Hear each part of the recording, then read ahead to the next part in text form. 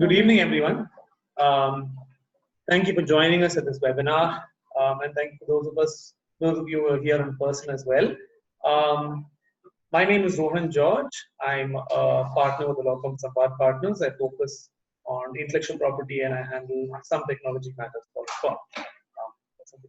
Hi all, thanks for joining. I'm Vasantika Srinath. I head corporate compliances at Concentrix Corporation, and before that I used to be General Counsel of Linax, and I focus on various regulatory compliance requirements, including things like privacy and other laws that impact us in the business. Alan? Hello, I'm Alan Meneghetti. I'm a partner at BREXIT in London. My practice is general commercial and regulatory practice, and the last couple of years, Brexit, getting ready for it. So, in my next role, we will practice change significantly. So yeah, as you can see, our presentation today is focused on two aspects as far as change is concerned, both Brexit, which I think is a broader based and at the same time much narrower in terms of the scope, and Alan will be walking us through that and its implications for companies outside of the UK and the EU. And the second aspect is the PDP Bill, which we'll be going over in overview and at the same time also comparing certain important elements with regard to GDPR, and that will be something more like a conversation between us in terms of our general exposure to both data privacy law in India and the UK and the EU. So I'm going to switch it over to screen share now, so you can start. Alan can start his presentation.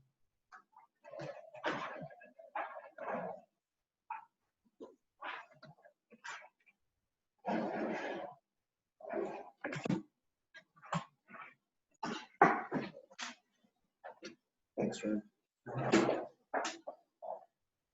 Thanks, Ryan. Firstly, I'm not sure how much of Brexit I can walk you through, because I'm not sure how much there is that we know. Do I change things on this machine? Yeah. Yes. Apologies to the Beatles. This kind of sums up where we are at the moment. We Brexited as of last Friday in the UK, and we're now in the. Does that make a difference? We're now in the what's called the transition period, which is a period where we are no longer in the EU for the purposes of participating in any form, shape, way, or form, but we take the benefits of the customs union and the free movement of goods and the free movement of services. Sorry, my screen is just trying to sort something out. If you'll just bear with us a moment. Okay, we've given up on that. So we will, unless something happens and we extend the transition period, the UK will be, for all intents and purposes, officially out of the EU, no transition at the end of this year. When I say something may happen, if the EU and the UK agree to an extension, which we have to do by the 1st of July of this year, we can extend the transition period for another year or two. Next step in the process will start at the beginning of March this year, when the negotiations will start. And those will be negotiations on the relationship between the EU and the UK after the 31st of December for trade, for customs, for free movement of goods and people, etc. So there are three options, and they're there. There's no deal, there's a deal, or there's something in between. If there's no deal, we trade on what's called WTO terms, World Trade Organization terms, and what it means, no deal, it means the UK and the EU are completely and utterly divorced, which the hardline Brexiteers would like. It does mean there's no single market for goods, there's no customs union, so goods have to be checked whenever they come into the UK from any EU country, and it'll be the same when they go from the UK to any EU country. There'll be no free movement of people, You can't just move around. No free movement of goods and no free movement of services.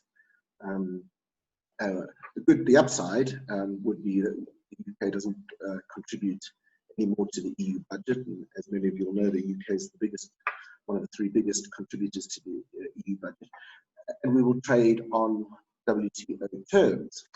What does that mean? As I said before, it means we have to comply with the customs tariff. So when goods enter into the EU, and that's any country in the EU, there's something called a common customs tariff, which sets our customs for different types of goods coming into the EU from any country, unless there's an agreement in place, for example, as there is between the EU and Canada. So if there's not an agreement in place, all cars coming into the EU from the UK will have, let's say, 5% put on their price, or whatever is agreed, whatever is set up in the customs tariff.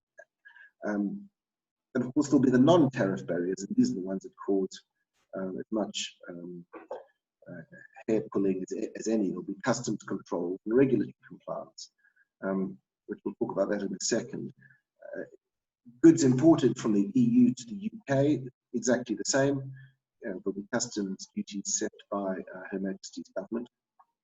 And there'll be additional checks, which of course will impact cost and delivery times, which is something which many companies and businesses in the UK, which have only ever dealt intra-EU for their business, will have to face.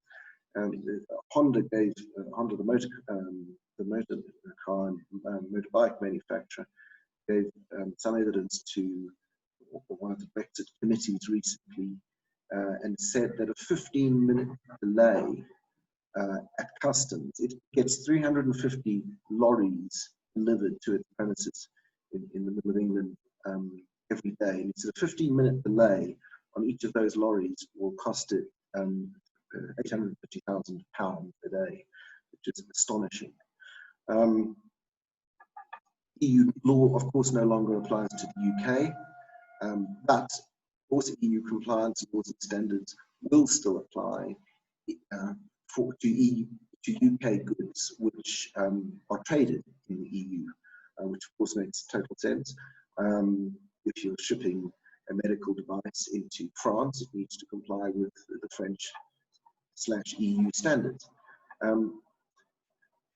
Will there be mutual recognition of regulatory frameworks and personal qualifications? Well, we're not sure at this stage. The UK have said they want it to be, but it really will depend on the deal at the moment. There's a lot of, it's very difficult to know quite what is meant when politicians open their mouths these days, simply because one doesn't know how much is political maneuvering and how much is genuine intention.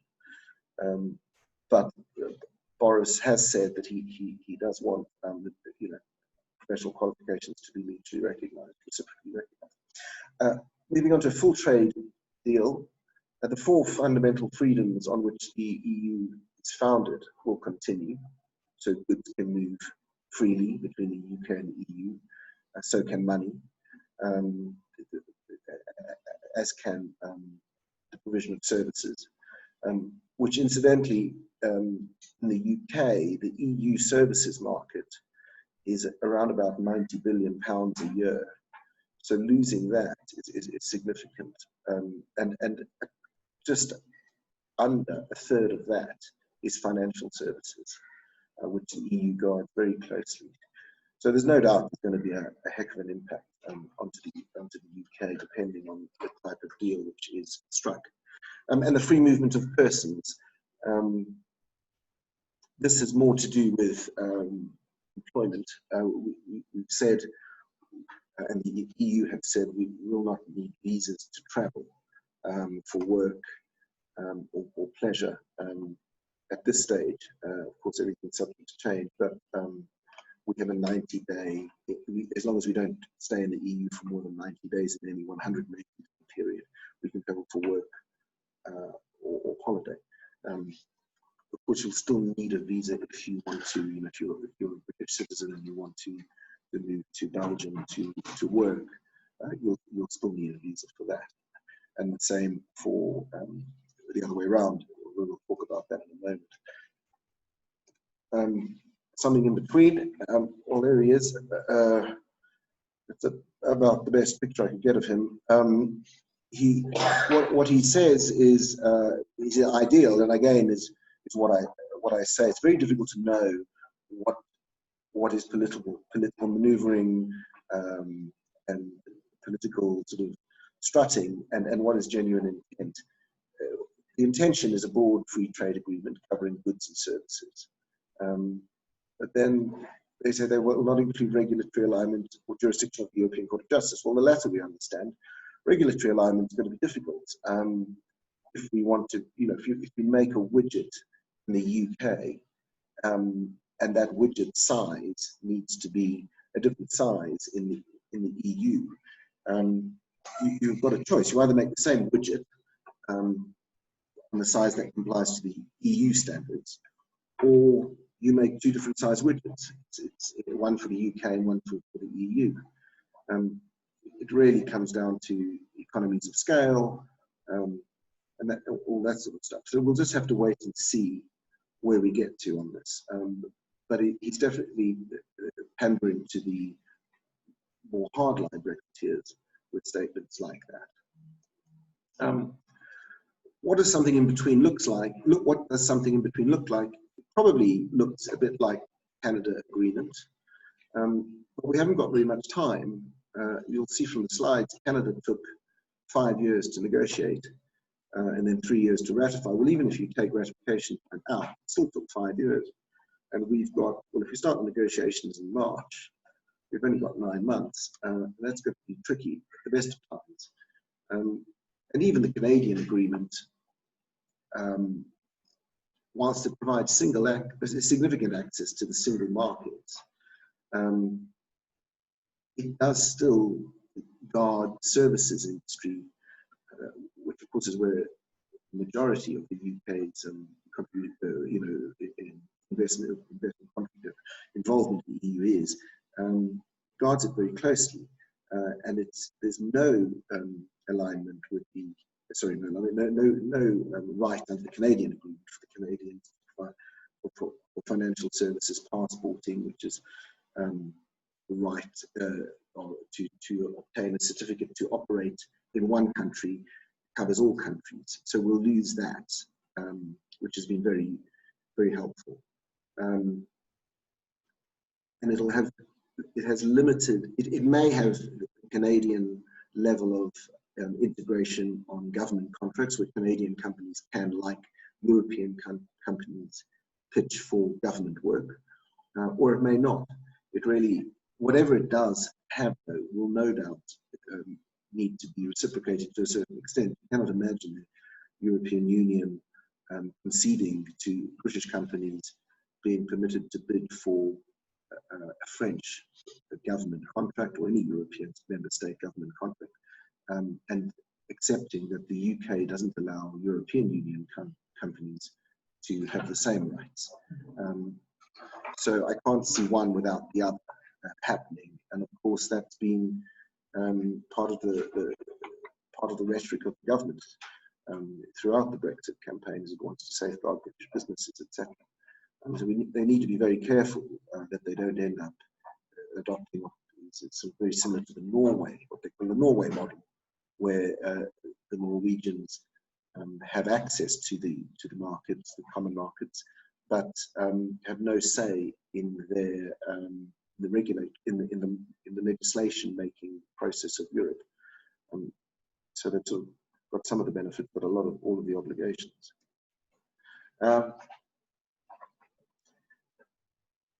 Just very briefly on this slide, I mean, they've got a picture of Battenberg cake simply because the government so far has said to the people of Britain, what it has said to the people of Britain is more or less akin to saying we want to have our cake and we also want to eat it. And some would say, well, there's not much point in having cake if you can't eat it.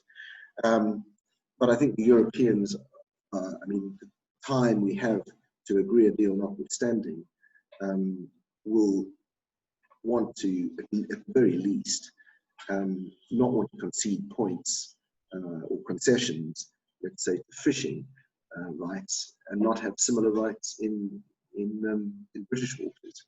So it's a bit of a muddle. There's a chart to summarise, and if you email Rowan or me, we can send you these slides. Of course, you can probably see the chart a bit bigger.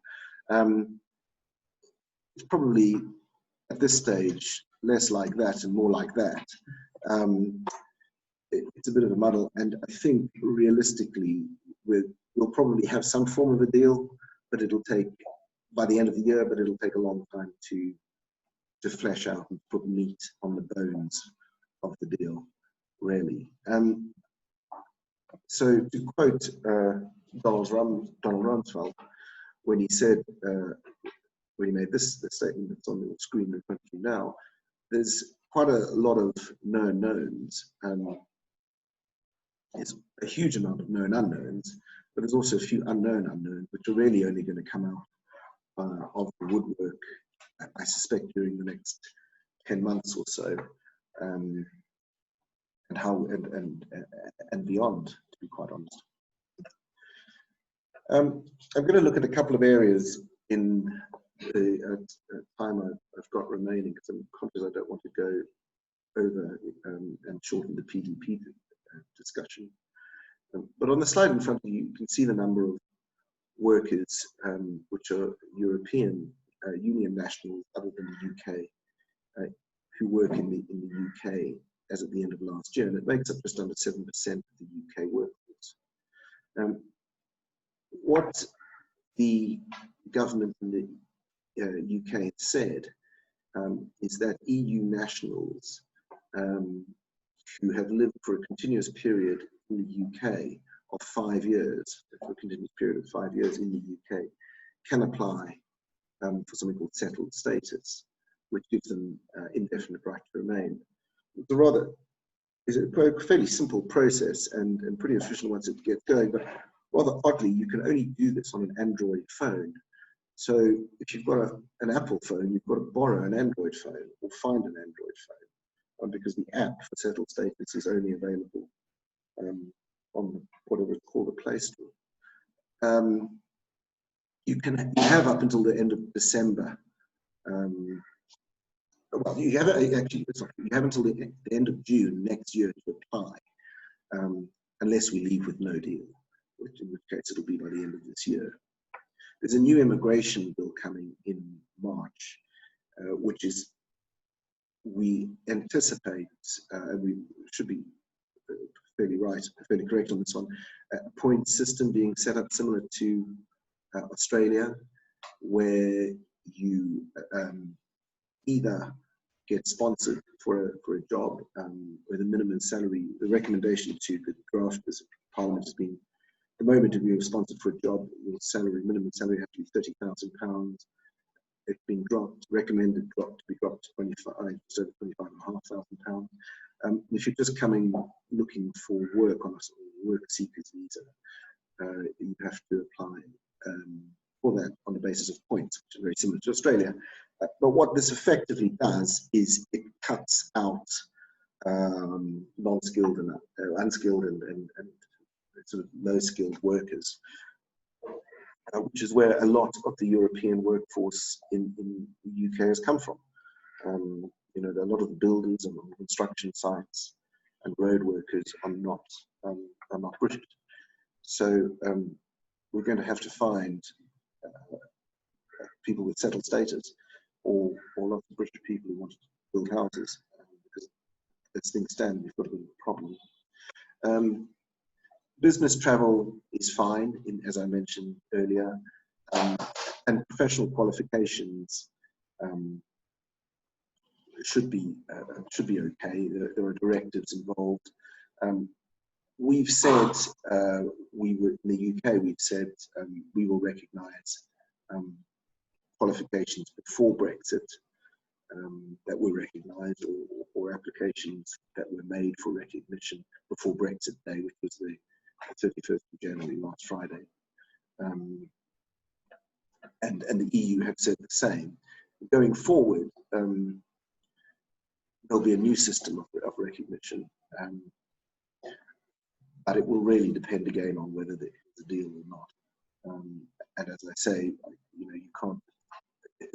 These are negotiating weapons, which neither party are going to concede on. I suspect, unless the other party is a reciprocal undertaking. None of this is going to impact working and travelling, etc., in the common travel area applicable to Irish and UK citizens. The common travel area is something that's set up in the early 1920s, 1923, I think, and it's the UK, Ireland, the Isle of Man, and the Channel Islands. So travel in those areas and working in those countries it's not going to be affected. And the UK and the European free trade agreement countries, Iceland, Liechtenstein, Norway, and Switzerland, have entered into an agreement of mutual recognition as well. So travel and working in those countries won't be affected. Tariffs and duties, well, this is really sort of came out of nowhere, really. I think when this started, concern about goods coming into the UK, which includes Northern Ireland, through the back door, basically from the Republic of Ireland, Southern Ireland. And the Irish are very keen. The Irish, when referring to the Irish, I mean both Northern Irish and Republic of Ireland citizens, on there being no hard border between the countries. They don't want it.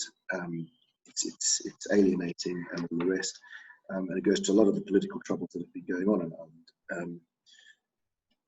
So the government really wrangled over this one and didn't quite know what to do for ages, and various propositions came up, none of which were particularly satisfactory.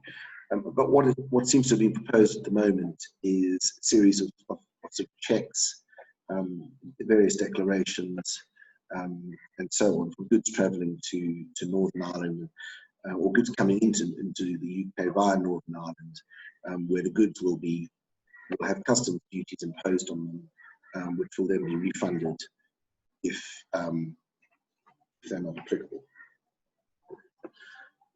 But what it will mean is that businesses which are in the UK and which export to Europe will need to apply for an EORI, an Economic Operator Registration and Identification Number, and will need to make import and export declarations, which they can do themselves if they register with HMRC, the Revenue Controller in the UK, or they can do it by their customs broker or freight forwarder. And this is something new for businesses who have only ever traded, as I said before, on an inter-EU basis, which they've never had customs applicable to them, they've never had customs tariffs, etc.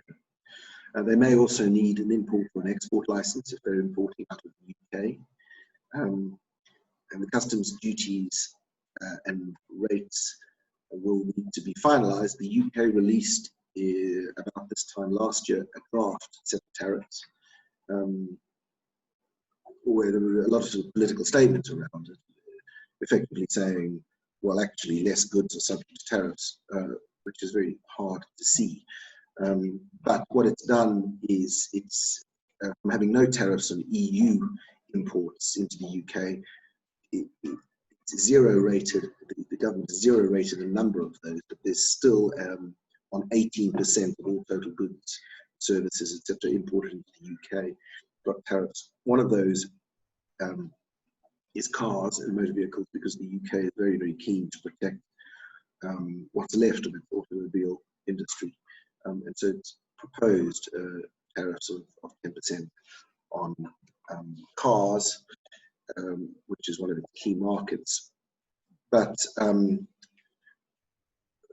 it's very difficult to know what companies are going to do. Volkswagen had said, well, that's fine, we're just going to pass it on to the consumer, which tends to be Volkswagen's attitude to everything from emissions trading to prices. But other companies are trying to work around that.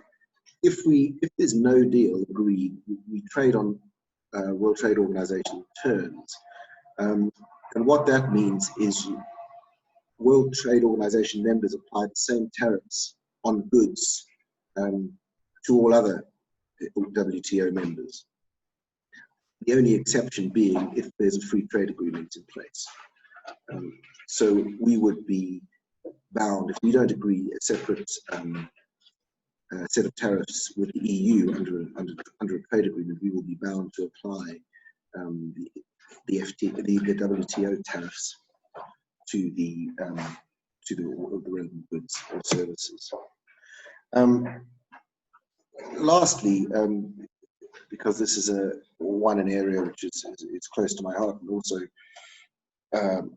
it's a pretty huge area, really, from both the EU and the UK perspective, is data protection and the free movement of personal data to and from the EU.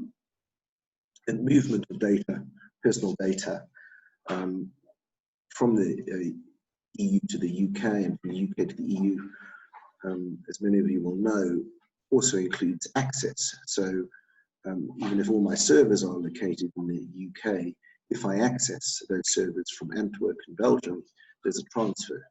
At the moment, because we're part of the EU, personal data can move quite freely between the two, between the UK and the rest of the EU. We've got in the UK something called the Data Protection Act of 2018, which came into not so much to implement the GDPR, but to put some British flesh on the bones of the GDPR. And we've got the UK GDPR, which is the GDPR with the UK in front of it, really. And well, interestingly, just on that, calling it the UK GDPR, the government is amending. So what happens on the withdrawal? What we've said is all regulations and directives which have been implemented into national law in the UK or became effective in the UK before the 31st of January 2020 will continue to apply in the UK. But the government has got Henry VIII powers to change the language in those regulations insofar as it's necessary to make them apply to the UK. And the reason it's called Henry VIII powers is because Henry VIII did whatever he wanted to do with the laws when it suited him. And so it's acts of executive government which are done by Parliament without going through the full legislative process. But it's hopefully far more innocuous than what Henry VIII did. So the big issue, as I said, is going to be data transfers. At the moment, the Europeans have said, the UK has said, sorry, subject to a deal, we will regard the European Union as a jurisdiction which provides an adequate level of protection, therefore allowing UK businesses to transfer personal data without any additional safeguard.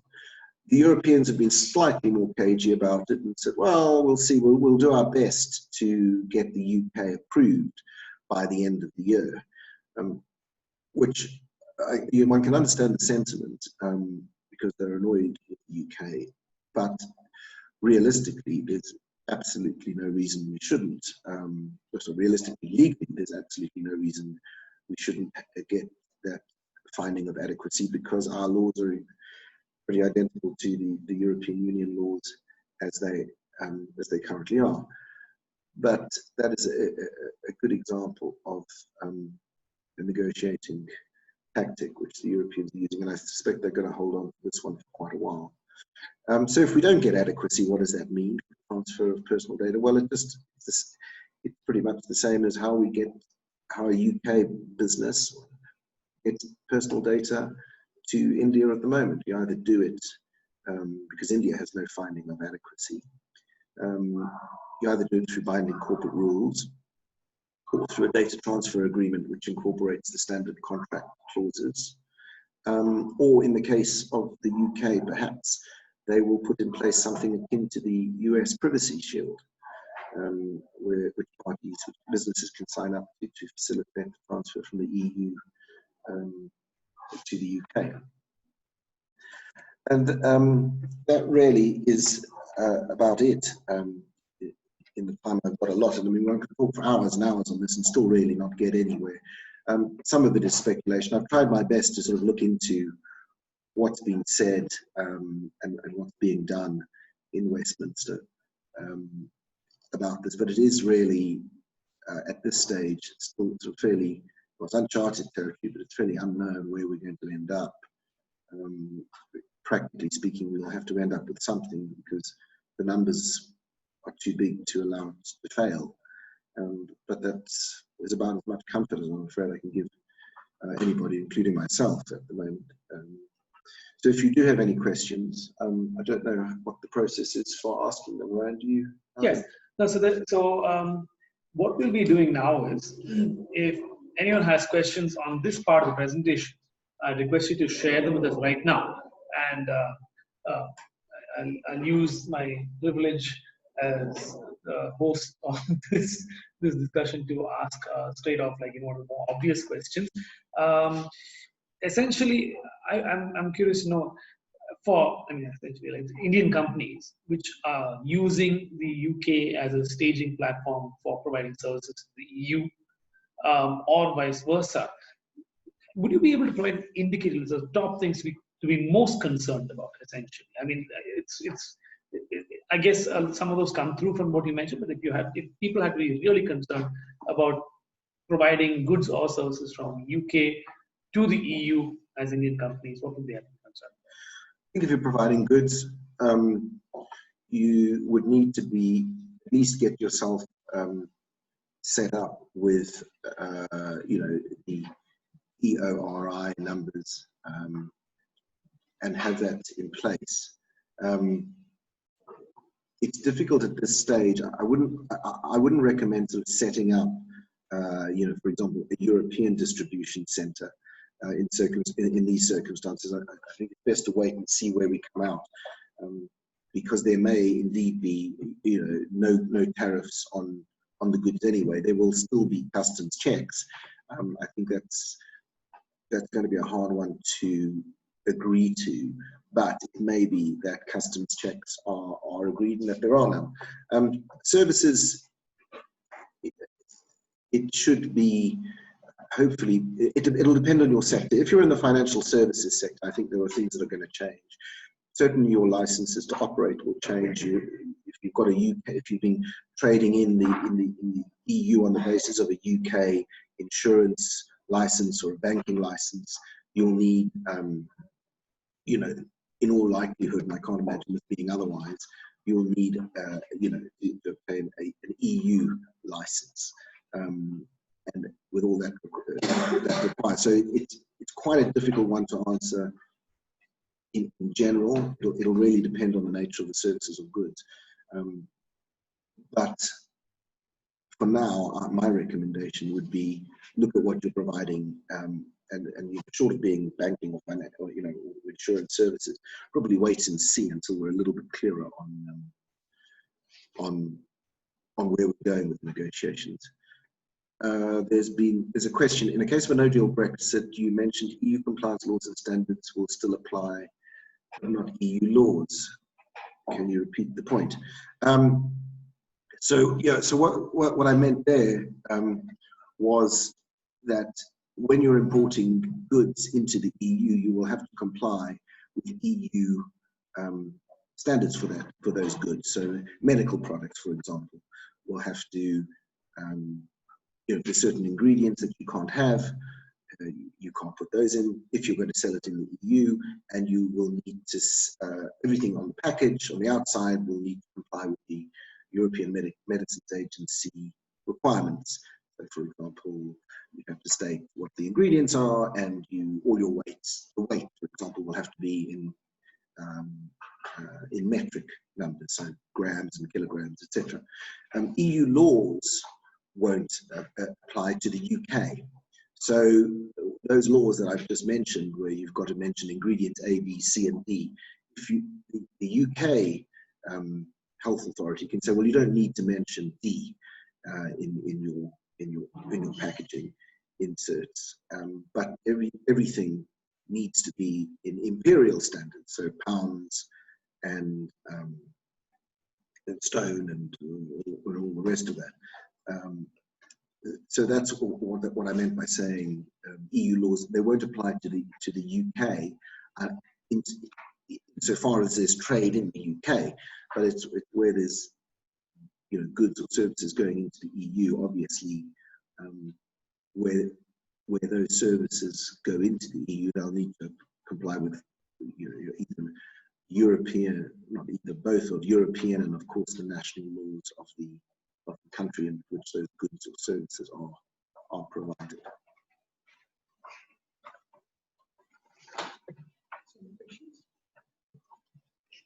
Okay. Here we are.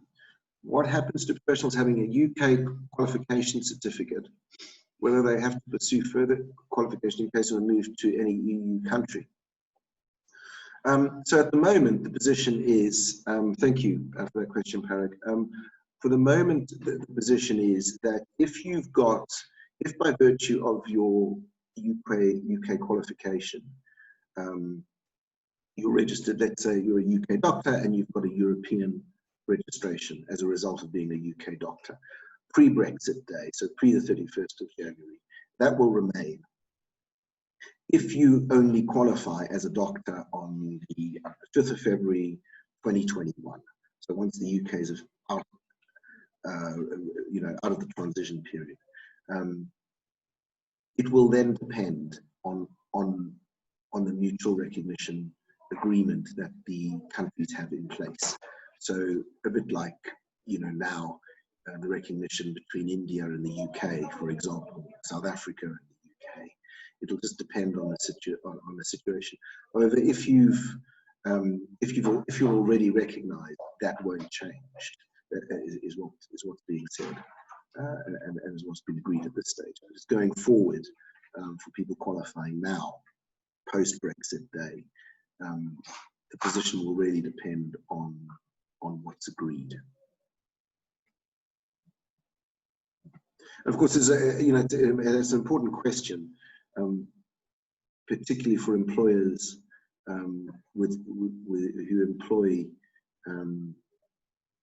employees with qualifications in one jurisdiction who are allowed to operate in multiple jurisdictions, because going forward, it may not be the case that those employees are able to operate in multiple jurisdictions, so it may make people with UK qualifications less attractive. But as I say, anything that the UK does or the EU does is likely to be mirrored. You can't imagine a negotiation where they say, well, we'll give you this, but you don't have to give us that. I can't see that happening. Okay. Okay, I think we're fairly on schedule right now to move into the second part of our presentation, which is to focus on the PDP bill. And thank you, Alan, for your insights on Brexit in general. Just give us a second to set up. Go ahead.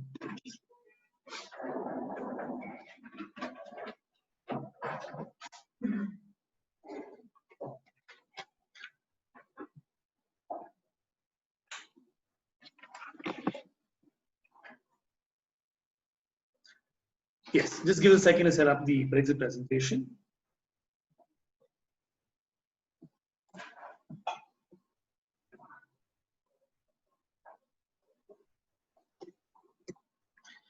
So, before we get into anything, I think it's just very important to point out, I'm sure on a lot of your minds this question arises, is the discussion around the PDP bill, as it is at this particular stage of premature discussion.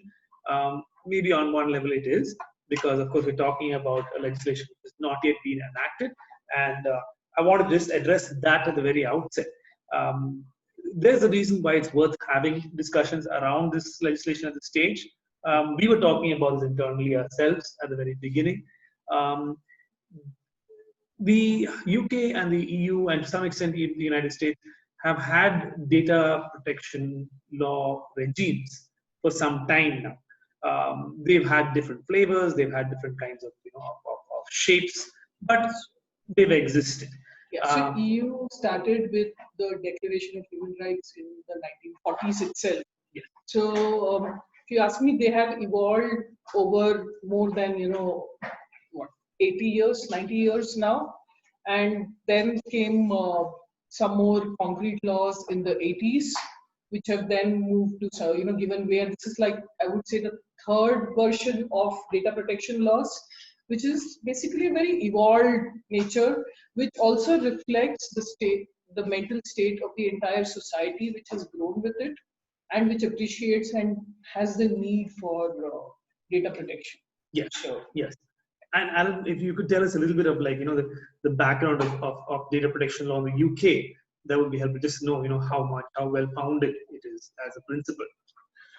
Yeah, I mean, it's been around in the UK for a while, and I mean, arguably even before the Universal Declaration of Human Rights through equity in the UK, which guarded people's privacy to a certain extent anyway.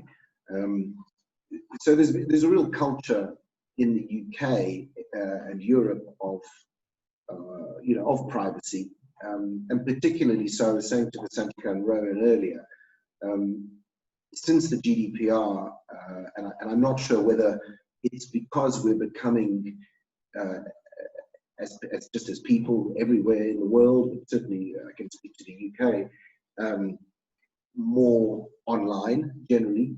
Less bricks and mortar, and more online. We do pretty much everything online. Or whether it's because of the press that the GDPR got, or whether it's because the press that all the data breaches we're getting now, we're hearing about now. But individuals in the UK have certainly become a lot more aware of their rights, and we've seen as lawyers a real shift in how individuals have taken up these rights and are putting in things like data subject access requests, right, and are exercising those rights. So there's a real culture now of privacy, and how to use it to, well, skeptically I'd say to further their own ends, really. And I'm not, I don't know where India sits in that. In that how aware people are of their rights, right, as to be private, because it's a very different culture. Yeah, no, so that's an interesting point, and this is the kind of scale you've seen of the jump in in privacy requests and such, like before and after in a jurisdiction which has already had a background in data privacy as a law. With India, of course, we've had the IT reasonable security practices and standards rules since about 2011 or so, but we've never seen any decisions or reported matters at all which have involved these rules, and they've been minimally used, more in terms of just compliance with the general outline as opposed to actual interpretation of any aspect of them. Yeah, and we've had more security requirements to protect some information. We've never had concepts where you give privacy notice or take consent. Yes. So now the shift is coming, giving the rights to the person who possesses the data, which we have rightly called as the data principle in India, rather than calling it as the data subject, as in the GDPR, which also is a very, very very thoughtful way of putting the whole thing. But the shift in the rights itself, is going to change the game, right? Yes, because absolutely. It puts the rights in the hands of the person who owns the data. Yes. So yeah, so in other words, I think it's worthwhile to have this discussion, because we are moving from a sector with zero regulation to, or at least as close to zero as is effectively possible, to a sector with maybe not necessarily EU compliant, but very similar to EU levels of data regulation. So I'm sure there's a possibility that there will be sunrise provision for certain enforcement aspects of the bill, and there are different aspects that will be notified at different times. But it is going to be something which everyone's going to need to wrap their heads around in an early stage. So, but interestingly, this bill does not have those sunrise provisions, which is actually a little concerning and worrying. That's true. Because the bill should necessarily have it. Yeah.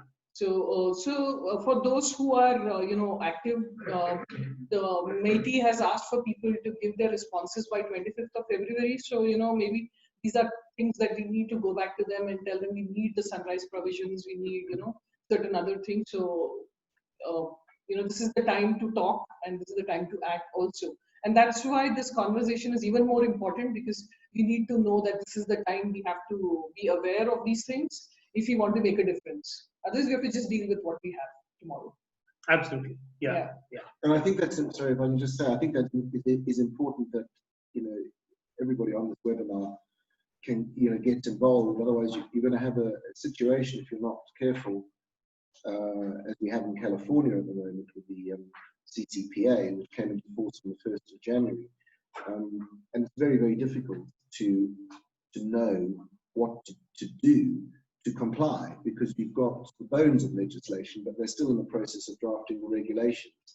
And they say March, well, they said March, and now they're saying middle of the year they'll be out to, we've got a statute there that's in force, but we're not really sure what to do. So if you feel, if you agree with them, instead of getting around saying, I think it has to be right, please do, say. Yeah. So yeah, now let's just jump into some of the key concepts under these, at least a few. As you can imagine, this is a very voluminous legislation, so we will cover as much ground as we can. But let's just understand a few of the fundamentals. This act generally applies to, processing of personal data. Okay, so before that, let's take a step back and understand what the word processing means. For all effective intents and purposes, the processing of data involves any kind of operation being conducted on that data. There is a definition for the term processing, but if you look into the definition, you will realize that everything, including making a copy of that data, constitutes processing of that data. Now, the territorial aspect of this processing is important. It needs to apply to situations where the data has been collected, disclosed, shared, or processed within the territory of India. So that means any data which has been in any way processed in the territory of India. Secondly, the processing of data by a specific kind of actor, that is the state, any Indian company or entity, or any Indian natural person as well, any Indian citizen. Okay. Or thirdly, it's applicable to any data fiduciary or processor, and we get into those terms and what they mean, who's not within India, but if that processing is in connection with business which is carried on in India, or any kind of systematic activity of goods or services in India, which is actually in terms of the GDPR very parallel in terms of language. I think there's lots of similarities there. One important thing to note is there is a specific exemption to the processing of anonymized data. So of course, again, like the GDPR, because that is private data. I mean. Yes, and that consists of data at least which has at least been de-anonymized to some extent. The other interesting aspect, and I think this is something which people don't get into in general when looking at new legislation, is that we are going to be creating a regulatory structure underneath the PDP bill, and it's also worth comparing that. And there will be, for obvious reasons, distinctions with the GDPR, distinction from the GDPR. But we have what is going to be called a data protection authority, which will be a central regulator, will effectively function like a branch of the executive with regard to data protection itself, and a data protection appellate tribunal, which is going to be more like a quasi-judicial body, and which has appellate jurisdiction from decision of the data protection authority, as well as having original jurisdictions in certain very specific matters like the right to be forgotten and such like. There have been concerns raised about the potential for independence of both these regulators, given the fact that they are entirely appointed by the central government itself, with no scope for judicial intervention at any point. But those are separate discussions. It's good to just understand that both these authorities will be a part of the new regulatory landscape. Moving onwards from there, let's just broadly pass the phrase personal data and understand what it means and doesn't mean. Again, the term personal data in the context of the PDP bill specifically refers to essentially any kind of data which is focused on this. Yes, a natural person who's directly or indirectly identifiable with regard to any of their characteristics, traits, attributes, or other features, whether online or offline. And this applies to data which is used in combination with any other aspect of the same data. And this important point here is that it includes inferences drawn from that data for the purposes of profile. So what that means is it is not just the raw data itself which constitutes personal data, but the inferences which a person processing that data derives from that person, which also constitutes personal data. So this is an important distinction from the GDPR also, I think, which basically focuses only on the data as collected and not necessarily on the inferences drawn from data as within the scope of personal data. It's possible that it might change at a later stage, but this is where we are at this particular point. And what this means is that for a data subject, a data fiduciary in this case, who makes a request to see their data or to have a report of their data, that would include any non-anonymized inferences which are drawn from that data as well. So that has that raises a lot of implications for companies which are using this data to create profiles of individuals and such like, because this means that those profiles are subject to being shared with those individuals as long as they don't form part of a larger anonymized body of data, essentially. Yes, so I would say this is interesting and important because it sort of adds a different layer to the concept data, which was not there in the GDPR at least, and it's worth getting to that perspective. Yeah, that's right. I mean, we don't have that. That's pretty broad, the inferences. What the GDPR does have is the profiling restriction. But I think it's the Indian legislation goes further with regard to inferences. It seems to be much broader too. Yes. So the aspect of inferences is probably broader. That's true. Of course, there are two more interesting concepts within the concept of the personal data itself. One is the concept of sensitive personal data, which is broadly similar to what it was under previous legislation, which pertained to data related to passwords, financial data, health data, data pertaining to sex life or orientation, biometric or genetic data, data about a person's caste or tribe or religious or political belief. Of course, the central government and the authority has the right to add to the scope of what is sensitive personal data. So obviously here there are of course a few parallels with the GDPR, but there are certain concepts which are culturally more relevant in the Indian context. Caste data is one good example, and those will be treated differently as we get into it in more detail later on. The other important thing to note is that there is something called critical personal data, which actually does not exist in the GDPR as a category. Let's talk about that in some detail. We can just look at the concept in general of critical personal data, because it's data which is, so it comes up specifically in the context of restrictions on data transfers. And while it is not defined in the Act itself, it is mentioned to be a category of data which will be notified by the government. It's yet to be notified. Yes. But it might be, I guess, a segregation from what is already sensitive. Yes. So you're looking at something which will be perhaps super sensitive. Yes, I would assume that if it is information relating to health or financial information. Or landscape. Yes, or maybe even information about, let's say, for example, if we are talking about any financial or residential information of military personnel, that would probably be classified as critical personal data and would be treated more rigorously, especially for transfer purposes, than sensitive personal data itself. So, we'll get into the transfer restrictions later on, but it's important to note that these are certain categories which are different from your GDPR type applications. Before we get into the concept of significant data fiduciary, I realize that we may not have discussed with you the concept of the fiduciary and the data principle. So the data fiduciary is like the controller, except that since we called it a data principle, so we've created a relationship of trust, which basically goes to show that you can collect data without consideration, because otherwise consideration was a key for a contract, right? And now you can have trust as the reason, and that does not require consideration for information to be shared.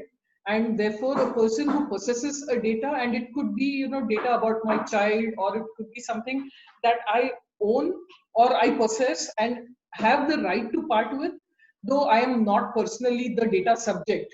So it, you know, and I am the principal because I am holding it as the owner or the principal. I'm not technically even the owner of the data. I'm truly the principal, and I can share it. And the moment I share it with someone for processing, I am giving it in good faith. I'm not selling my data, right? So that is the fiduciary, the relationship of trust that is built in. So the entire concept is, you know, slightly at a very, I would say, philosophically, Yes. there is a shift in the concept of how and why you're giving your information to the other person. I think it's very nice and very thoughtful. Yes. Be interesting to see how it works in implementation. Yes. That tends to be our problem from a regulatory perspective. Conceptually, we are sound, but we often have a lot of slips between concept. Yeah, but it is going to be pretty much similar like a controller, so I don't see how there'll be an issue. Yeah, how that should technically not create an issue. That's true. And they're yet to notify who will be a significant data fiduciary. It could be based on volumes, it could be based on turnover, employee strength, it could be, you know, they have yet to notify various grounds for who will be a significant data fiduciary. Yes. But the implication of becoming a significant data fiduciary is when, you know, all these requirements under the law will start applying. Yes. Such as, you know, having to register with a DPIA and DPA, sorry, getting data privacy impact assessment, getting data audits done, appointing a data auditor, and the concept of DPIA also. For those who are not familiar with data privacy impact assessment, which is what is DPIA, it is basically a document that we have to create where we look at where every piece of personal information or data that is being processed or, you know, in the organization, we need to identify, look at various steps where we are collecting it, how we are collecting it, are we giving the right privacy notices or requests and collecting it, how are we storing it, then internally we might be transferring it. For example, I collect information and then I give it maybe to my colleague who will then process it and do something else, and that person stores it, and the storage could be on my laptop and the local shared folders, and maybe on some particular platform. I need to record all of those places where that information gets stored, and then there is the complete life cycle up to destroying it. And there might be various stages at which, you know, there might be outsiders, we might be giving it, you know, sharing the information, it might get, you know, updated. So all of that put together, that document is a data privacy impact assessment. It already is a complex document. If you're a significant data fiduciary, you also need to, in India now, there is this concept of harm which has been described. So you need to also look at the harm that could be caused in each of these, you know, by collecting this data, and list that also in your DPI, which basically, you know, adds to the complexity of your privacy impact assessment, which is not there in any other country. Yeah, that's the only thing that's going to step in and say this concept of harm as a foundation for, you know, for the result of any of these is I think something which at least we've seen in the PDP Bill. Yeah. I don't think that as a concept it echoes in the GDPR and such like. No, it's not there. We've not seen it anywhere. Yeah, yeah. So Thailand and California, you know, Brazil. Yeah. Nobody has it. Yeah. So this is a concept which is fairly unique as far as the PDP Bill is concerned. The demonstration of the concept of whether harm has occurred or is capable of occurring. No, so what is the harm that could occur by use of this data, and what am I going to do in order to mitigate that harm? It's nice in thought, but the DPIA itself is a very, very complex process. We are adding, you know, multiple processes and increasing the complexity. Yes, yes. So the other requirement basically is audits. So doing data audits by an independent data auditor. So now we don't have data auditors. So, those who are interested in new line of business, this is your time to get started, set up shop. Yeah. Data auditor is going to be a big, big thing. You will be busy, doing data audits and annual audits for significant data fiduciaries and also helping them identify the harm. And then there is also this concept of a data trust score. So your annual audit, once it's done, the data auditor, independent auditor will put a trust score, which is basically the score that they put on the fiduciary. They have not explained how the scores will work. We are yet to, figure that. But basically, I don't know, it could be a rating like A, AA, or A++ like or something, like the CRISIL ratings, or it could be ratings in numbers. But basically, every significant data fiduciary is supposed to, when I'm giving a privacy notice asking you to give me information, I'm supposed to also disclose my data trust score. So you know that this person is highly reliable, or reliability is questionable before you give your information. Yeah. So conceptually, again, this is very nice, but how many of the people really read the fine print, and how many of them will even understand it? Yes. So, I don't know whom I'm giving my data to. I want this app. Bus. I'm going to download it. And it is the fact that it is, capturing my location, it's capturing everything. And this data trust score is very poor, may not really matter to people because they don't understand it until, that level of knowledge of consciousness. Consciousness, I don't know if we will have. So, but it also complicates the entire process. Yeah, that's for sure. And I think then appointment of the DPOs. Yeah, the data protection officers are interesting. As Vasantika said, this legislation, as much as it may pose problems to existing goods and service providers, is going to create entirely new options for new service providers, for people, because another important requirement for significant data fiduciaries is to appoint a data protection officer who's supposed to monitor and supposed to ensure compliance with the requirements. They would be the point of contact, basically, and they have to function as a single point of contact for data principals. And essentially, even a data protection officer, it will maybe required for data fiduciaries who are not based in India. And and interestingly, see, in GDPR, some companies need a DPO. Yes. They've not said that the DPO needs to be in UK or in that country where they are. It's good to have someone who can talk to them locally in the local language, but there is no law which says that they have to be there. Yeah. But here they're saying that significant data fiduciary that is processing significant data in India with not having operations in India needs a DPO who is going to be based in India. Yes. So if they may not have employees now, I'm just realizing it. If they hire a DPO in India, maybe as a consultant is okay, but I don't know what is, they have not come out with clarity. They should not make it mandatory that the DPO will be your employee, because otherwise they will have a permanent establishment issues. Yes, that's true. For both taxation and other purposes. So then there will be so many more complexities. Yes. Alan, could you help illuminate with comparison to maybe the concept of a local representative versus DPO in data protection officer under the GDPR, and how that may be different? Well, I mean that's very similar to the DPO and the EU representative. So we've got this concept of if you're not based in the EU and you're providing services into the EU, whatever, whether for free or for money, you've got to, and this involves the collection of personal data. You've got to have a DPO at some level, and but you've also got to have an EU representative, someone based in the EU. And I guess this just combines those two roles in a sense. The representative is there for the regulator to deal with, but there's language in the recitals to the GDPR which indicates that the representative can also be enforced against. So if the principal, for example, is running scared and is not responding, the relevant regulator in the EU has got someone in the EU to proceed against, but also to levy a fine against.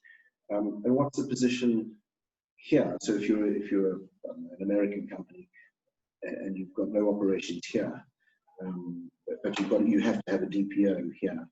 Can that individual, do you know at this stage whether the fine can be levied against that individual if the principal is running scared? Because that's made a lot of, it's made the job of being a representative less attractive. And certainly a lot of law firms initially in the UK thought, we'll act as representatives and we'll be able to charge a set fee of whatever a year, and then they suddenly realised that actually maybe it wasn't as sexy as they thought it was. Because suddenly they'd have to pay. Because they could be on the hook for fines. Do you know? Is there any clarity on the position in India for that, for example? I have not seen any such thing. Rohan, did you see? And the other part is also there were a couple of things in GDPR which say that the DPO should be independent in terms of, should not have a conflict in his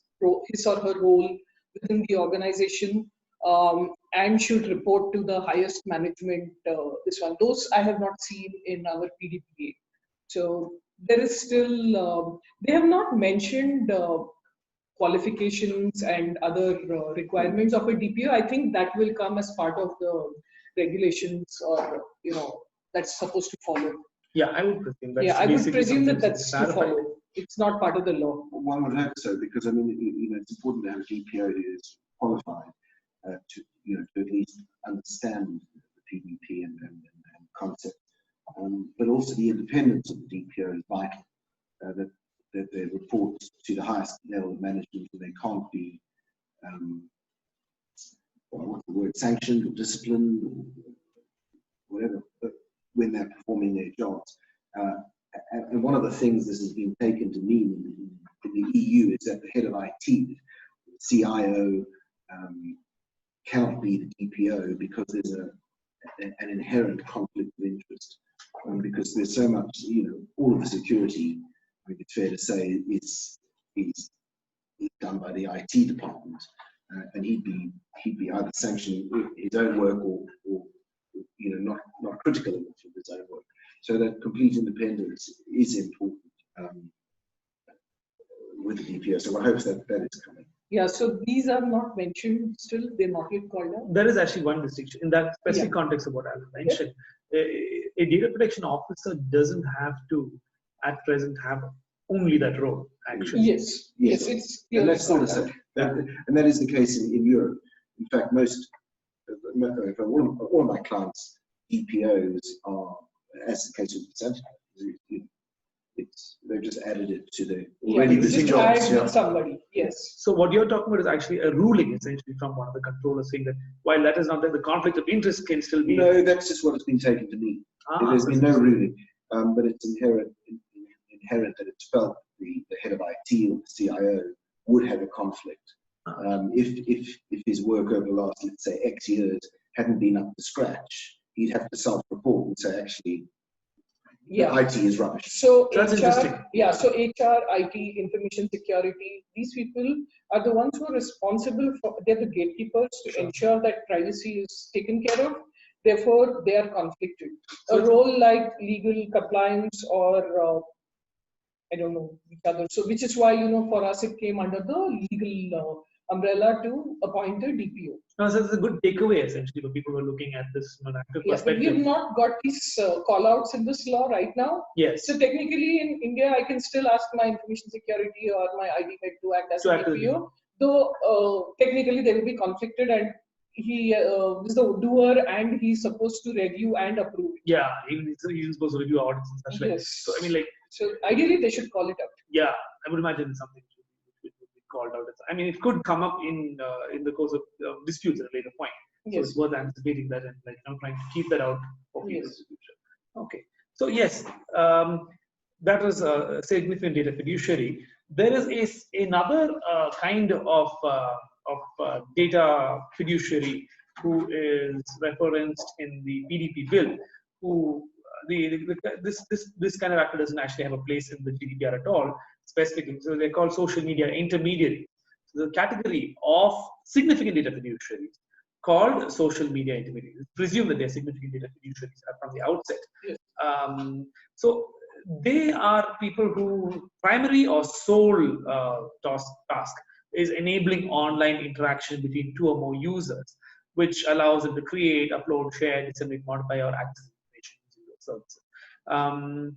It's important to note that this distinction carves out an exception for intermediaries which enable commercial or business-oriented transactions or provide access to internet, that is IP search engines, online encyclopedias for some reason, which I did not imagine would be part of a social media function nevertheless, and or email or online storage services.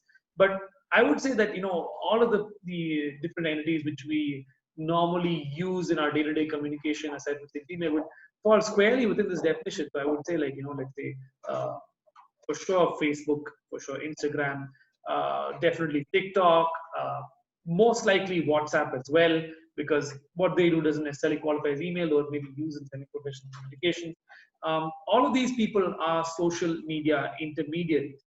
And what's important is that these people will basically be required to enable users who are registered in India to verify their account, essentially, to voluntarily verify their account, at least as per the existing PDP Bill language. This has some ties to a lot of the controversy around traceability of users of social media, which came up in the courts recently. And it's interesting to see how this language will play out. But any user who verifies the account will have to be provided a demonstrable and visible mark of verification, which is visible to all users of the service. I guess somewhat similar to, like, verified. Yeah, blue ticks. The only thing is, you will also see that the very purpose of the bill, when we look at its preamble, includes laying down norms for social media intermediaries. So it's so critical, it's incidental to the one of the fundamental purposes of the bill. So yes. I guess there is going to be a detailed set of regulations that will come out on what social media intermediaries are supposed to do, and that the way that will pan out, we have only time will tell. Yeah, that's true. And I think what I see here is basically, as you said, very it is a purpose which is somewhat tangential to the central focus of the PDP bill itself. Yes. And it seems more focused on the regulation of these intermediaries than the actual, the protection of the privacy. So it's actually, if you ask me, it's going beyond the scope of the purpose of the bill by saying that we will lay down norms for social media intermediaries. Yeah. So, but they are assuming that these intermediaries are only dealing with personal data and therefore, squarely come under this concept, possibly. But if that is so, and if it is so, primary to, or so much, part of the basic purpose of the bill, there should be, I would say, a little more detailed clauses in the act itself. Talk about what exactly? Talk about what they mean by these norms, rather than leave it for us to wait for some more regulations in order to find out. Yeah, that's true. That makes sense. Yeah, moving on. I apologize. I think we are Russia. We're going to have to rush through. Okay. That's okay. We will cover as much of this as we can, at least as far as the key fundamental concepts are concerned. There are specific. So the other important aspect of this legislation is looking at the limitations on the processing of data and how it's supposed to be done. Very briefly, as far as very general language is concerned, it requires processing of data in a fair and reasonable manner, with notice to the data subject, with notice to the data fiduciary, data principal in this case. Yeah.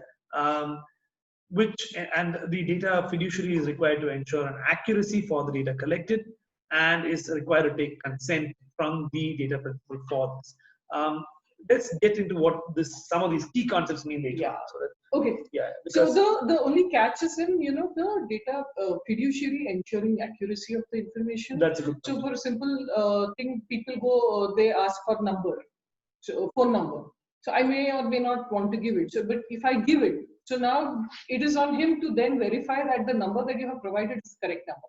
Yes. Which is actually useful, because some people don't want to give numbers, they give fake numbers. Right. And then we end up receiving messages on behalf of somebody else. Yes. Right. So it is an intrusion. And I actually do get some messages about somebody who's booked some vehicle servicing in Hosur. Right. And I don't know why it comes to me, but obviously they just wanted to give some random number and it happened to be mine. Viewers. So, so things like that, but you're supposed to now go back, check and ensure. Otherwise it's on the data fiduciary and not on the principal. Right. So they're not taking responsibility. So there are some of these things which make it difficult to function. So, you know. Understood. Yeah. So let's understand what we're talking about when we talk about this concept of transparency and accountability, which also has been built into the whole requirement for data fiduciaries. Data fiduciaries, in addition to, of course, following this broad context, have to institute what is called a privacy by design policy, which is somewhat similar to the language of the GDPR as far as It's the same. Yeah. So it's basically a policy where any new methodology for processing data or any new product or services that you might want to launch, which involves processing of data, needs to be first verified for its compliance with the laws on privacy, and ensure that all of that is part of your initial setup. It should not be done as a postmortem. Yes. So that's all it says, which is a good thing to have. Yes, but yeah, so the important thing note is the requirement for certification of this policy. That is the catch. Yes. Not merely the fact that this policy needs to be gone into, the requirement for obtaining central government certification. That is for the significant data fiduciaries. Right. So that is.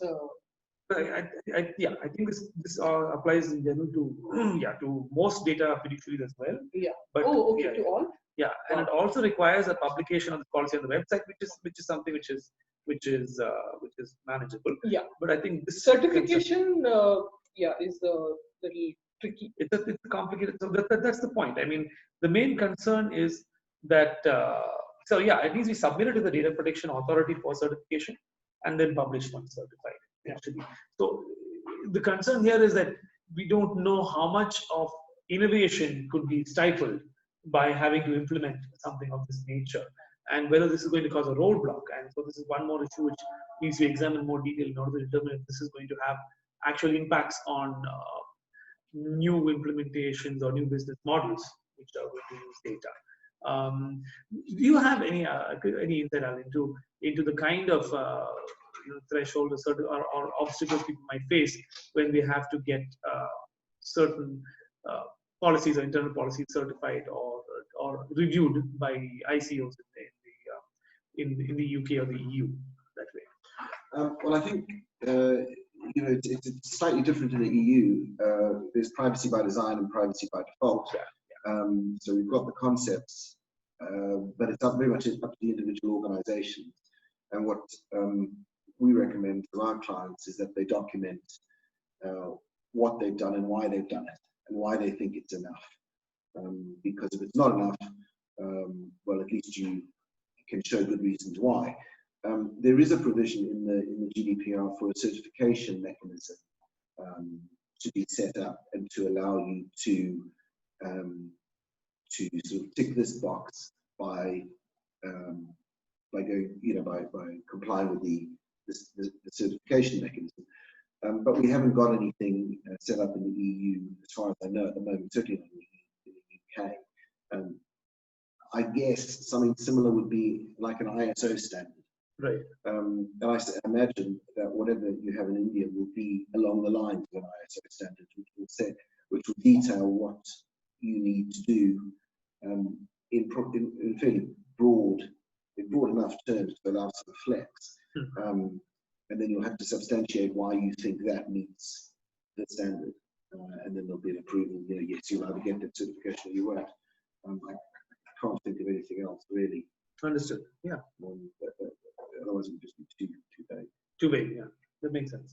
So when are they, presumably that certification mechanism will be in place by the time the Act becomes law.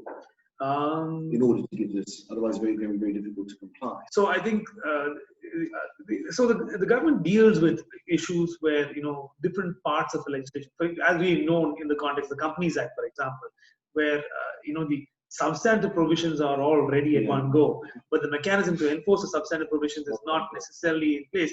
The government usually notifies different provisions at different times. So while the entire legislation is, gets written such like and out, what generally tends to happen is that only certain provisions are notified and actually brought into active law.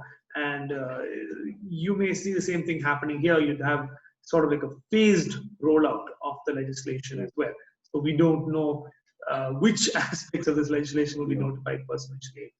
So I would imagine that some of these which require actual implementation and boots on the ground, so to speak, are going to take a little longer to notify. Yeah, we are of course rapidly running out of time, but very, very quickly, I think we should just get into the concept of consent and non-consent grounds and leave it at that after that. Very similar to the GDPR, we have got data which can be collected only with the consent of the data fiduciary, data principal. But what this consent means is important. It's very similar to GDPR, that it needs to be free, and free is defined as free consent within the context of the Contract Act. So free consent is at least a legally recognized concept in India. It needs to be informed consent, which means that basically all the information required to the data principal in order to understand what's going to be done with the data needs to be provided. It's specific, which is important because it needs to be granular in the sense that if a person says, I am taking a location data, you need to understand why, and you need to be able to withdraw that consent if consent is the only reason why you need it. It needs to be clear, which is, at least capable of being understood, which creates a completely different body of issues in India, because you're going to have to look at consent from a linguistic perspective as much as anything else. And it's going to have to be capable of being withdrawn, which is very important because it means that you no longer are capable of providing a static written document to people and asking them for consent. You need to enable a dashboard which allows people to withdraw their consent when they want to. And of course, this is all similar to GDPR. Yeah, and it is for the data fiduciary to prove that the consent was in fact taken. So absolutely, the burden of proof is on the data fiduciary. Yes, and of course, in addition to that, we have got the requirement for explicit consent in the cases of sensitive personal data, which means that you very clearly have to carve out the kind of sensitive personal data you're going to take and specifically ask for consent. Yeah, and those require an harm audit to be performed. Yes, and once again, the concept of harm is coming into this picture. And of course, it needs to be separate from the other data. Very quickly, the other thing which I think is important is to distinguish this from non-consent grounds, which basically involve very broadly, the functions of state, parliament, or court, medical or public health emergencies, disaster or breakdown of public health. And second broad category pertains to employee data, which is processable without consent if for certain specific purposes. And again, moving very quickly because of our shortage of time, reasonable purposes, which is, I think, very broadly analogous to the GDPR's provisions for legitimate purposes, but which include very specific categories of purposes as of right now, and maybe fleshed out by regulations later on. They pertain to policing unlawful activity, whistleblowing, dealing with mergers and acquisitions, dealing with network and information security. And what is very consciously and very apparently missing from this is the purpose of performance of the contract, which I think, this is what I understand, which is basically what a lot of data processors, data controllers rely on as a very significant ground, non-consent ground for dealing with data. Is there something you could tell us about this as a challenge that we have, if you see this? I think it's going to be very difficult. But the problem with consent, which you will have, and which we have in Europe, is that it's quite a high threshold to establish. For example, it's regarded that in the employment context, consent isn't freely given, because if you want the job, you don't have a choice. The personal data has to be transferred to wherever the company says it's going to be transferred to. You can't really say, actually, no, hang on, I don't want that. And the other problem with consent, of course, is it can be withdrawn. So we've got a problem with someone who withdraws their consent. So legitimate interests is a good ground, and certainly for selling marketing information, so for reasonable purposes. Performance of a contract is what we've changed all our employment contracts to. So look, if you want to have this contract performed, your personal data has to be sent to in India to be, otherwise you're not going to get paid. That's where our payroll processes are. So I don't know how you're going to get around it other than consent, and it'll depend whether, I don't know whether reasonable purposes can be used. Legitimate interests has been taken that it's not enough for an employment contract, for example. Whether you can rely on consent, and whether the regulator, the judiciary, regard consent in the context of an employment contract as being sufficiently freely given. Right.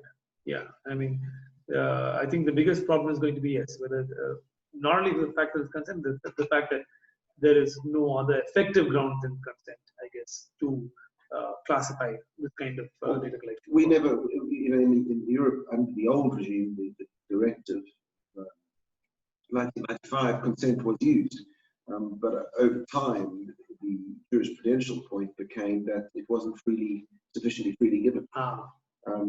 Indeed, that was the case. One of the arguments by the Austrian activist Maximilian Schremens in his case challenging what was then safe harbor. He said, well, it's not really, I don't really have a choice. If I want to belong to Facebook, it has to go to the States, and it's not proper. I haven't really got any freedom.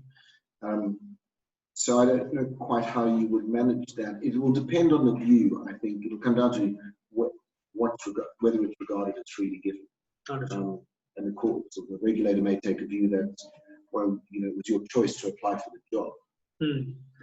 I think the fact that the definition of free is to be read in the Contract Act sort of provides a rich body of jurisprudence on unconscionable contracts or standard form contracts, which will probably be which people will fall back on in order to deal with it.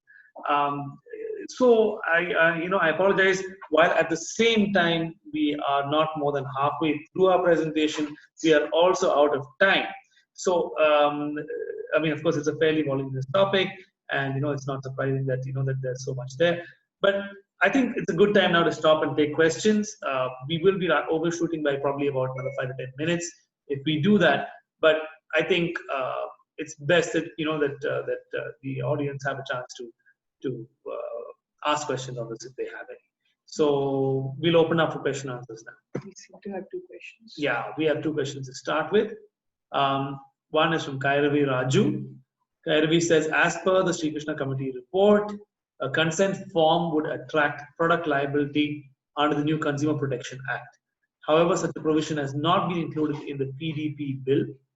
Considering such a provision becomes applicable in the near future, what would be the consequences and what would be the interplay with the new Consumer Protection Act? That's interesting. So you're saying that a consent form would automatically attract private product liability under the new Consumer Protection Act. Or I'm presuming that a problem with the consent form would attract product liability under the Consumer Protection Act. I am presuming that we're talking about filling out a consent form automatically creating a product liability situation. Yeah. Okay. So I'm not sure about the interplay between the PDP Bill and the Consumer Protection Act. Neither am I. So and I don't even see why a consent form would attract product liability, because all consent is not, the fact that you're consenting to give your information need not necessarily make you a consumer under the Consumer Protection Act. Yeah. You're giving your data for, if you are buying something and you're a consumer and you're giving your personal information, then by virtue of that particular purchase or that obtaining service, you're already a consumer and you will be protected under the Consumer Protection Act and you will be protected by the PDP Bill. But just the fact that you're giving me your information cannot bring about the consumer protection liability, because that act has not been widened to include any person who's just giving his or her information. And we're not talking of sale of personal information.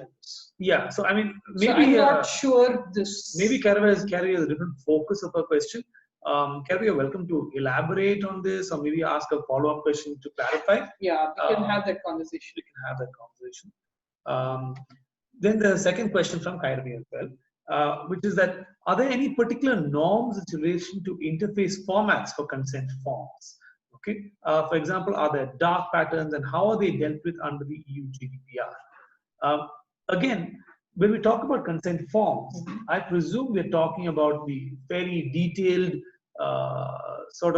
information required, or information that be presented to a data principal or a data subject. Yeah, those consent forms typically that you see in very evolved websites of Yeah. maybe airlines or hospitality mostly, that you sign up for rewards and then they say you want your monthly, you want a weekly report, Yeah. you don't want a report, you want, you can do so many things in it.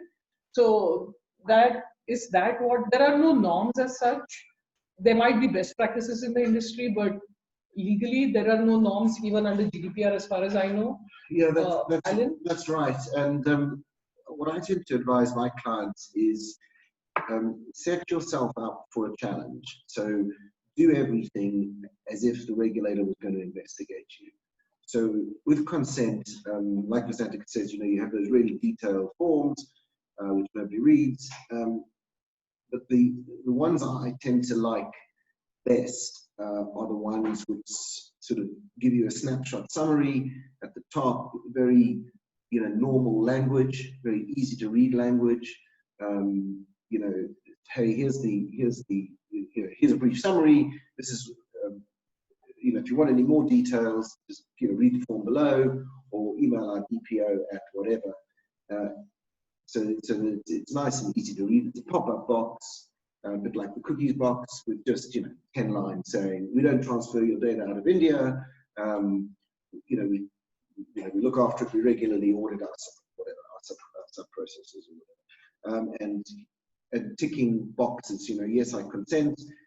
Yes, I'm happy to be emailed by SAMVAD for for legal stuff, and no, I'm not happy for SAMVAD to send me non-legal stuff about the SAMVAD cycle or something. So those are the ones that tend to work best. And if a regulator investigates you, so you didn't get the right consent, you say, well, okay, this is what we did. We made it easy. It was colloquial language. We gave extra tick boxes. We put hyperlinks on all our emails. We made sure that we did what we thought was enough. And I think it would be very difficult in those circumstances for a regulator to come down too heavily.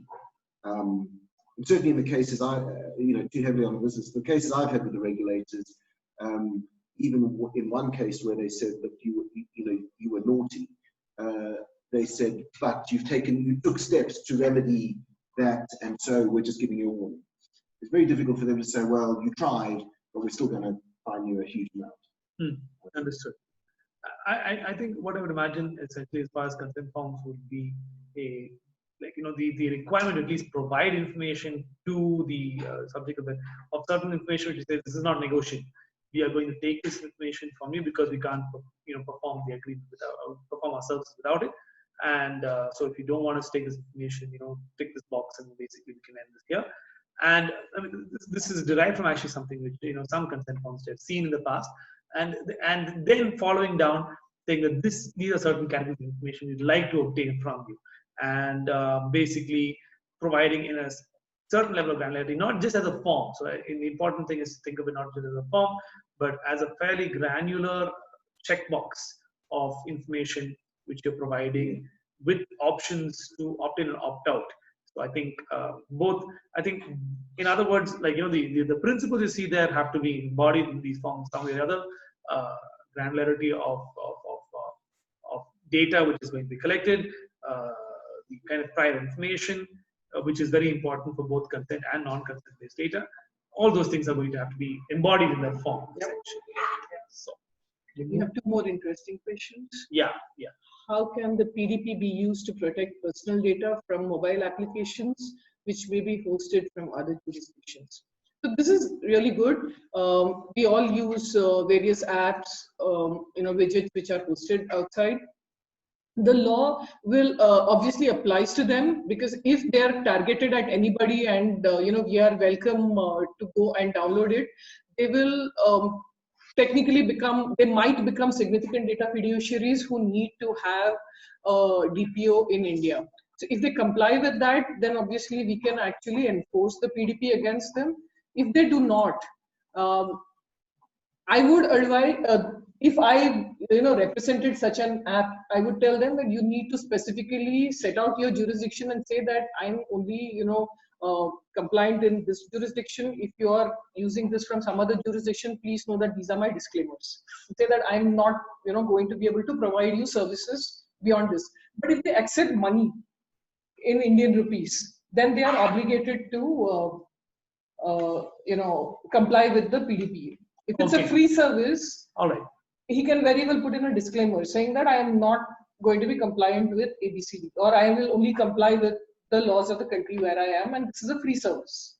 So that's interesting. But again, here, because we talked about the fact that contract, he's technically supposed to have a significant data. He will become a significant data fiduciary if he has clients.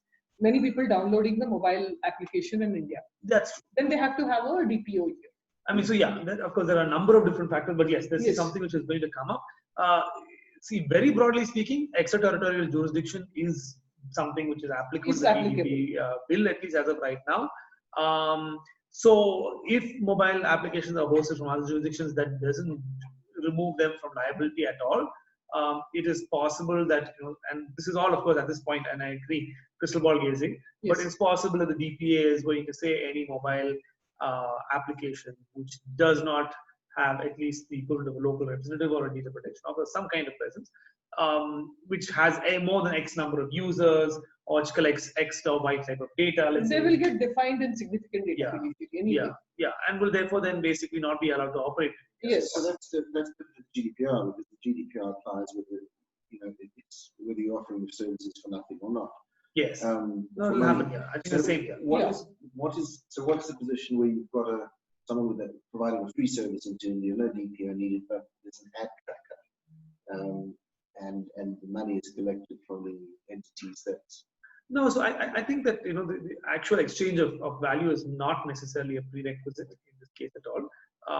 I think which is why it is the concept of fiduciary and principles. There is no. You don't need to have money for in this concept. Value is not required. So we have yet another fairly interesting question, actually.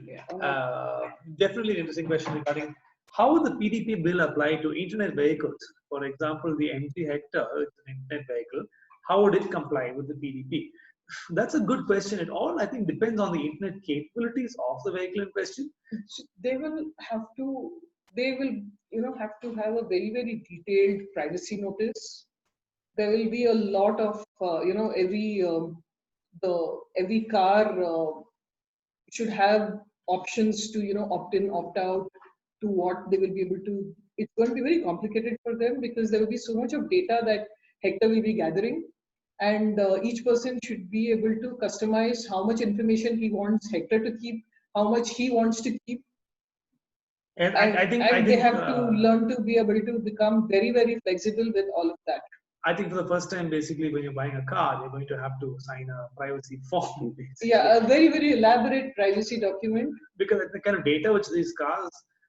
And the harm is very, very high for this. Yes, the potential for harm is significant because, I mean, you're talking about being able to track someone's real lifetime. Yes, how much time you spend in which spot. In which spot. Put a person into a major... Yes. So, I mean, what do you call it? In other words, I would say that, it will definitely apply to internet vehicle. It would depend on the scope of the data being collected. And especially because we're talking about an MG Hector here, we're talking about a company which is manufactured by a Chinese entity. Yes. So we're talking about the possibility for data transfer if it's being moved to servers outside of India. So we did not talk about localization, but there is a clause that says that they have actually watered down the data localization requirements, but it still says that they might be able to specify how much data has to be localized. And so sensitive data will necessarily have to be localized, and some data will have to have a copy in India while it could be maintained outside also. So all of that will apply to them, and you'll have to see how much of it will be held locally and only locally. In fact, I remember correctly, geographical data is part of the scope of sensitive personal Correct. data. So in all probability, they will have to ensure that they have a Indian Entity or server to ensure all the data is stored over here locally. So there will be a lot of. And I think suddenly MG will not just be an automotive manufacturer, but also a significant data fiduciary. Yes, they are already clearly significant data fiduciaries. Yeah, depending on their sales. No, even then. Even otherwise. Yeah. Just joking. Even 100 cars are enough. Right. Okay, so I think we're done for today as far as questions are concerned. If nobody has any more open questions, I think we can wrap up. Thank you all for your patience and sticking around for some time after our presentation was concluded. But yeah, we have a lot more to cover on this. But hopefully, at future presentations, we'll have a chance to flesh this out. Yeah. Thank you everybody for listening in, and I think this was a very interesting conversation. Thank you, Rohan. Thank you, Alan. Yeah. Thank you, Vasilika and Alan. Thanks all. Bye-bye.